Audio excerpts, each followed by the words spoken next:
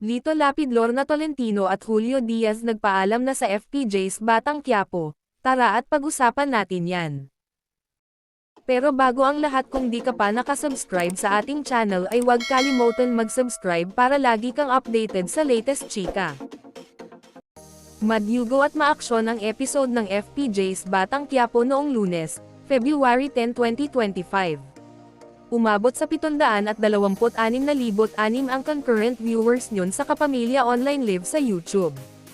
Iyon ang huling labas ni na Primo, Senator Lito Lapid, Amanda, Lorna Tolentino, at Augustos, Julio Diaz.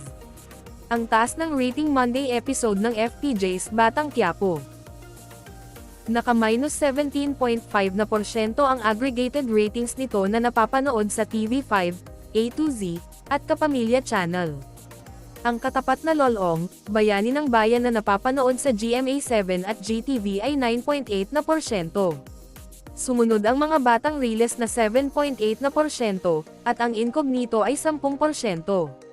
Bumawi na lang ang Kapuso Network sa My Ilonggo Girl na naka-6.4% at ang katapat nitong How to Spot a Red Flag ay 3.6%.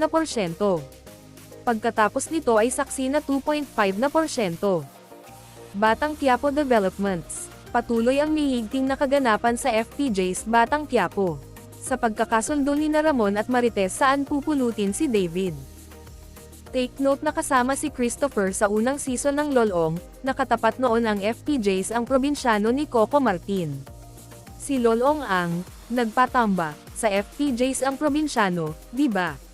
Ngayong nasa FPJs Batang Quiapo si Christopher, ayan, hindi makaporma rito si Lolong. Ang maganda rito, talagang nagpapagandahan ang mga programa. Kudlit, kitang-kita ang effort sa FPJs Batang Quiapo, at lalo na sa Incognito na iba't iba ang location na pinagkay-tapingan nila. Sulit talaga para sa Netflix audience din. Sa Lolong, Bayani ng Bayan naman, may post ang kaibigan nating si Nessa Valdellen ng GMA Public Affairs na may hawak ito na nagsasabing, "We got a double-digit deadline to meet and miles to go before we sleep." Go Loloang! Anong masasabi nyo sa ating chismis ngayon? Mag-comment na at subscribe para updated ka sa latest chika na gaya nito. Maraming salamat po!